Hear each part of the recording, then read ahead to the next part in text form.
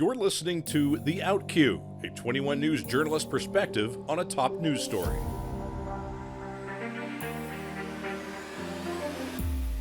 Good afternoon. It is Friday, May 10th, and this is The Outcue. I am Assistant News Director Justin Mitchell.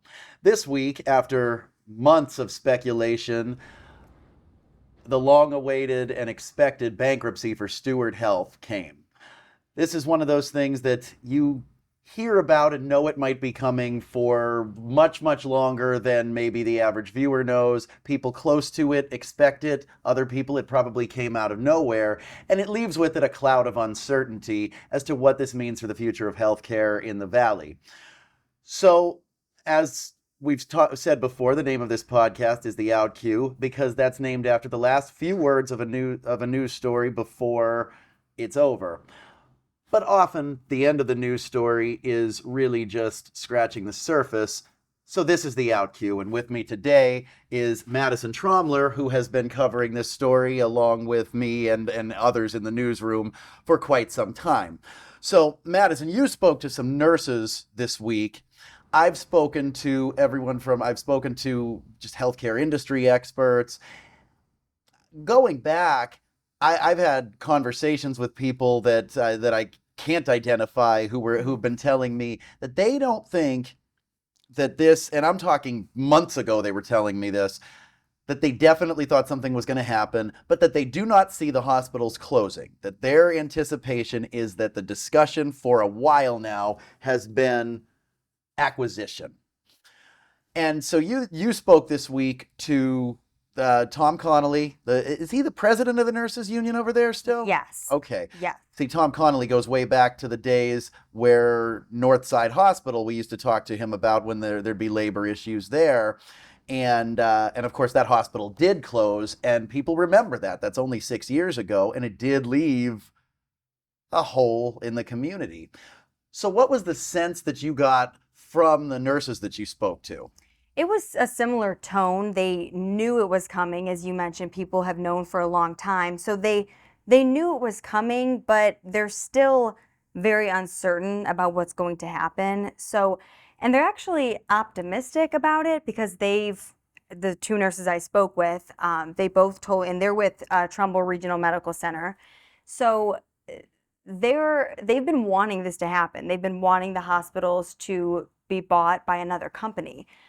So they've known about that, but they still have no idea how that's going to play out. You know, they don't know. It's possible hospitals could consolidate. Like, technically, they don't know exactly what's going to happen, but there was never a thought that the hospitals were not going to exist anymore. That's not what they think will happen. They think that there's a huge need for Trumbull Regional Medical Center and Hillside Rehabilitation and Sharon Regional as well. So I think they've been wanting this to happen. They want a new company to come in. And specifically, they both said they would really like to see a nonprofit and a company that puts the doctors and the patients over profit and really has a focus on retaining more doctors and nurses. So their hope is really this is just the beginning of what they hope is going to be a better hospital system and to fix what they say are a lot of longstanding issues that a lot of hospitals across the country are facing.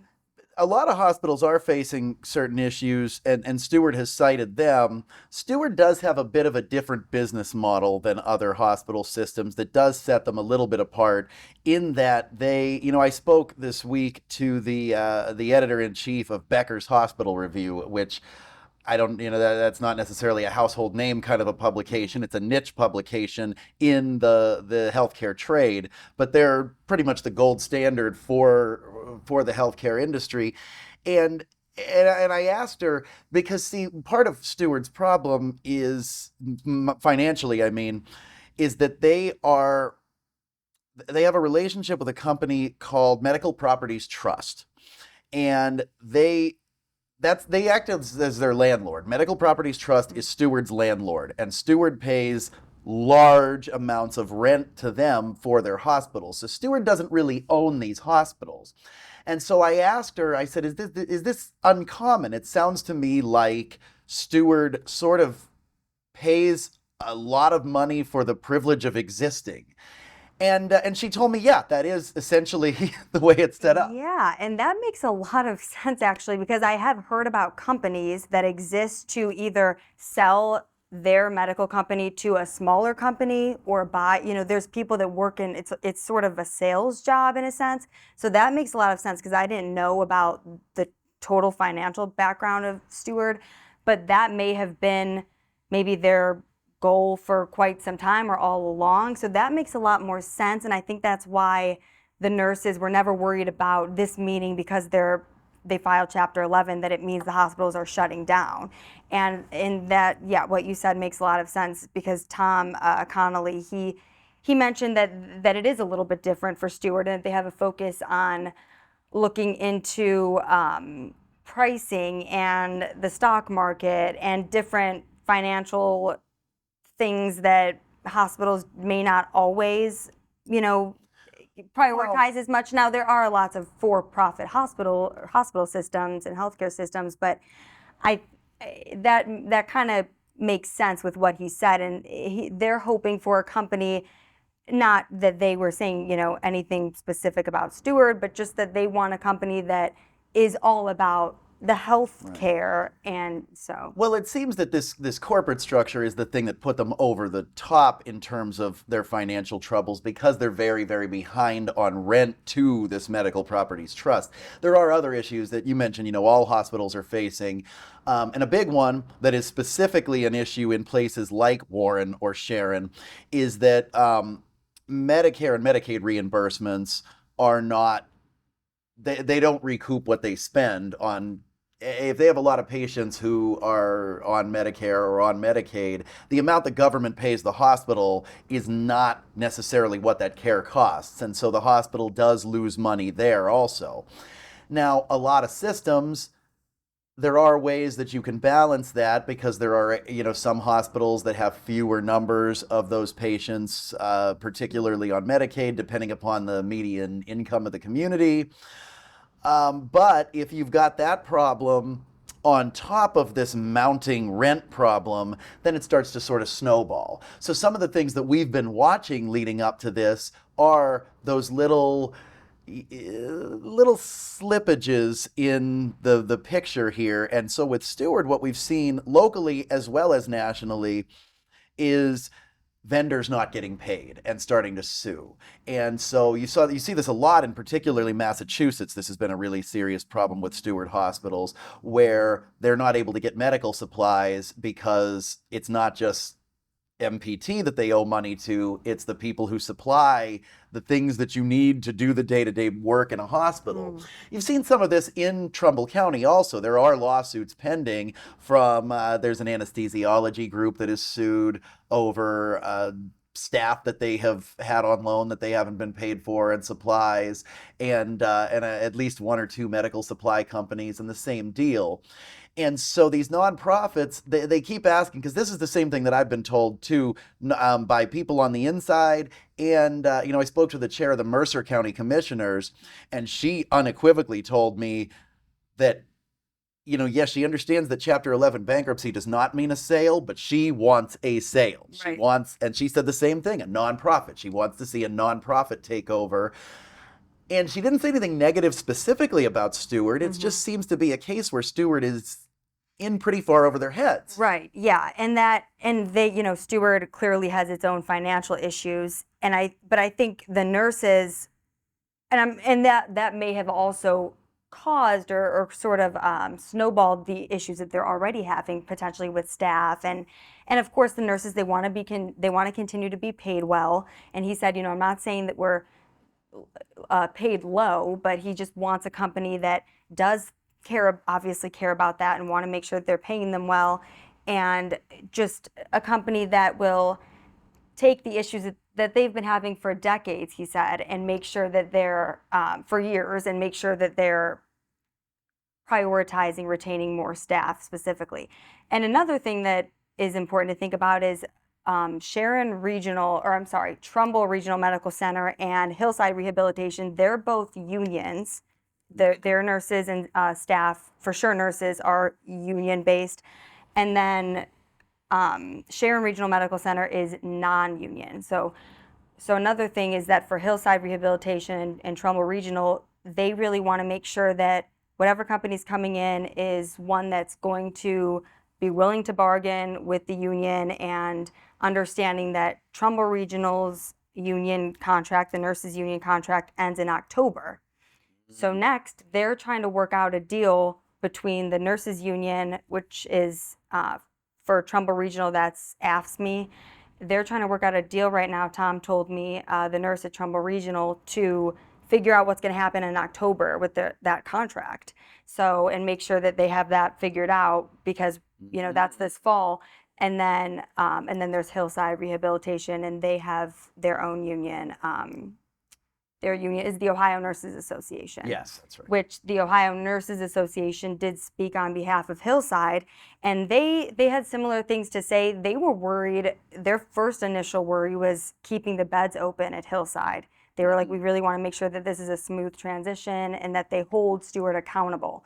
So yeah, that's another thing that the nurses union is worried, or wants to focus on, and making sure that whatever other company comes in, is they do prioritize the unions. That's very interesting, because I hadn't given that a lot of thought yet, just as this has been breaking, throughout the week.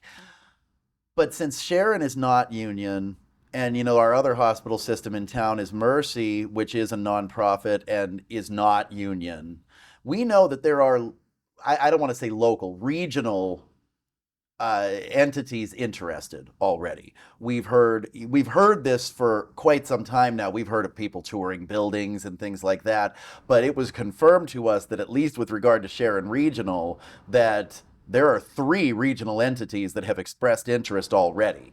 And have they said who? No, they have not said who, and we have reached out to everyone we could think of, but how they define regional and how we define regional might be different. What's the region?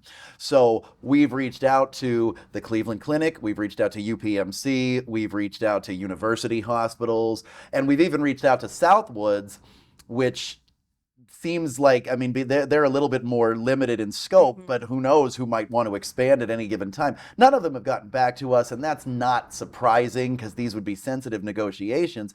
But coming back to the union, it's interesting, because those offers were in conjunction with Sharon Regional, and you mentioned that they are not a union hospital. Did they give any indication how the nurses that you've spoken to, any indication how they plan to protect their position? Because it is possible somebody comes in, but they are not interested in a unionized staff. And that's another concern of theirs. So he said that they are worried about that. They want to continue. They were like, obviously we're hoping we continue to have a union, like, no question.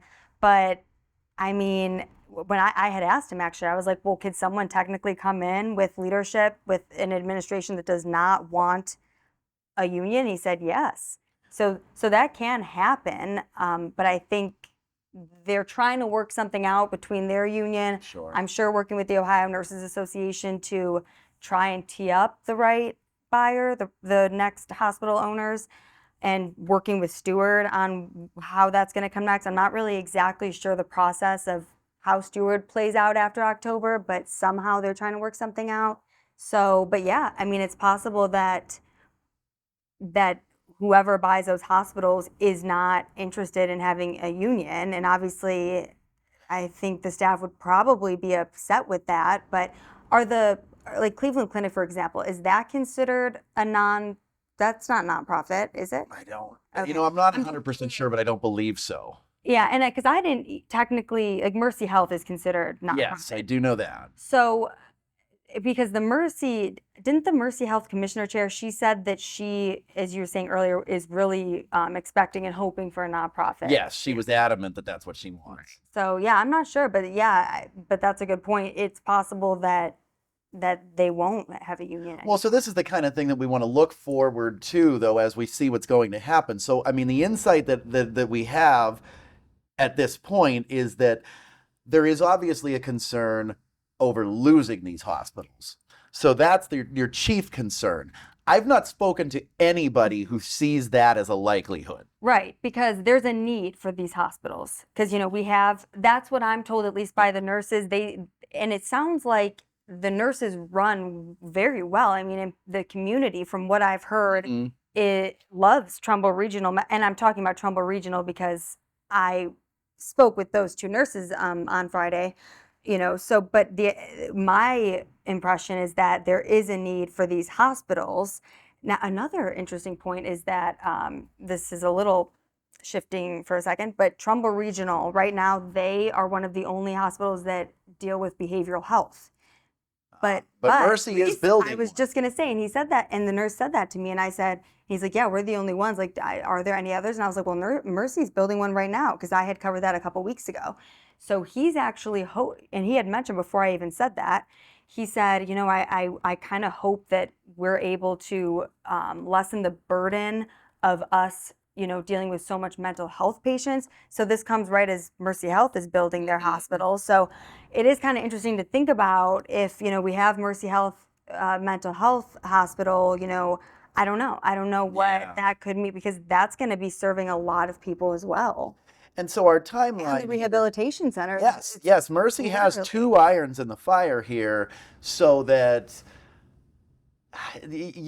I guess the chief fear that there's going to be some huge hole in healthcare. I know you mentioned that there's a need for these hospitals. That doesn't always matter when it's a business decision. We've certainly seen there be a need for businesses that still go away. Yeah. However, when, like I mentioned, speaking to Becker's Hospital Review, they mentioned that there are specifically hospital systems that are good at being turnaround artists, that take these hospitals in these areas where there's high Medicare and Medicaid, and they are able to make that work in a way that others may struggle with and wouldn't necessarily bring the financial baggage that Stewart has. And so she was certainly very, very hopeful. Insiders I've spoken to are very, very hopeful, if a bit nervous, because certainly the future is still unsteady. Right. Looking ahead, our timeline is June 28th, I believe, is the date that Stewart is looking to auction their hospitals outside of the state of Florida. So we're talking well before October. So the union thing is going to have to play out secondarily to that, I would think. However, they have also made it clear that they are not, Stewart is not interested in what they call the fire sale. If they don't sell the hospitals on June 28th, they just keep talking to people. They've got interest. They say there's interest. So I guess to wrap up this discussion, it seems as though that some things have crystallized quite a bit. We kept thinking that there may be a moment where Stewart would file for bankruptcy. That is not a surprise to anybody who's been following this. But the way this plays out is still got a fair degree of uncertainty. Yeah. And I think even just after us talking and laying out all the different things that you're hearing, I've been hearing, it is going to be interesting to see how it plays out and how this all happens, and maybe some people may be worried about losing Trumbull Regional, losing Hillside or Sharon, and I guess we'll see what happens. But I'm sure regional and nationwide hospital companies recognize, they know areas that lose hospitals. They pay close attention to that. So I'm sure that there are people out there very interested. Well, and the other thing that I can't say a lot about because none of it is solid, but things that we've been hearing are that there are hospital systems that we have heard for a long time have eyed this area. Before Stewart's problems were even necessarily coming to a head, we would hear just rumblings. Oh, I heard so-and-so was at such and such a building, and it might be. And so I'm very curious to see if any of that has kind of been, if you're a major hospital system, you were aware of Stewart's problems probably before we were, and we've been aware for quite a while. And so there's an intersection that we'll have to cross where we don't know exactly how it'll pan out. So I guess I would hope that we don't lose any access to health care, but that does seem unlikely. That seems like the least likely scenario. Right. But that may be the only thing that's even close to certain. how it looks moving forward. Does somebody buy all the hospitals? Does somebody buy one of the hospitals? Do we split this up where somebody's only interested in one? For instance, Hillside does something different than Sharon Regional or Trumbull Regional. Right. And what of that building on Gypsy Lane that used to be Northside Hospital that's still owned by Stewart and has been vacant since they closed in 2018? Where does that fit in? I was looking at the auditor's site to see how much that building was worth, and what used to be over $7 million over several years is now just over 700,000. I mean, it's fallen dramatically. Now that's just the straight on the auditor's site. That has nothing to do with what it might sell for. But the depreciation has been remarkable. Is that still a possibility, or is that they're no holding longer... on to it? Yes. So is that no longer a valuable asset? Was it not that valuable to begin with to anybody who may have been eyeing the area? Yeah. Obviously, it was valuable to the community, but as a vacant building, that's still a question I'm eyeing. It's almost like when this all does play out and we see whoever buys these hospitals, if that's the case, it may all make sense, the stepping stones that we're covering right now. And maybe it could be a situation where we end up seeing only one or a couple main healthcare companies, owning these hospitals. I don't know. So it is interesting to think about how Stewart still has ownership over that building. And, Yes. Yeah, and a Medical Properties Trust, obviously not Stewart. That's the same thing with all of this. And remember, this is a national story also, so there are things that could happen in other states that have some bearing on what happens here that we don't know yet. So following bankruptcy court is an entirely different beast, and that can drag on for quite some time. And we've unfortunately seen that play out in this valley enough times to know that. Right. To wrap up today, I mean, I would just say, as always, that if anybody has anything they'd like us to look into, anybody knows anything they'd like us to know, whether it be about Stewart Health or anything else we should look into. I just had a lovely conversation with a woman down that had called our newsroom about something she'd like us to look into, and I'm kind of fired up about that now.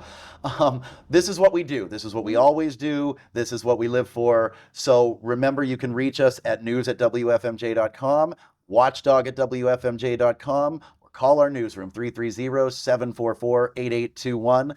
And until next week, this has been the Outcue.